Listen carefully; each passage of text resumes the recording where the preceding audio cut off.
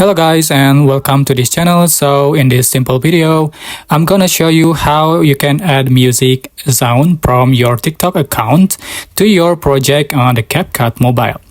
So after you open the CapCut application, all you have to do is click on the create a new project, and you are just going to click your photos, videos that you want to edit.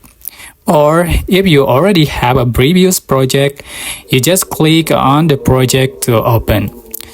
And then to add the music from TikTok, you just click on the audio option, and then you can select sounds, click sound, and select from TikTok.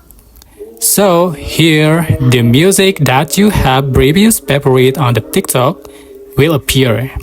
So you have to favorite the music on TikTok first so it can appear here.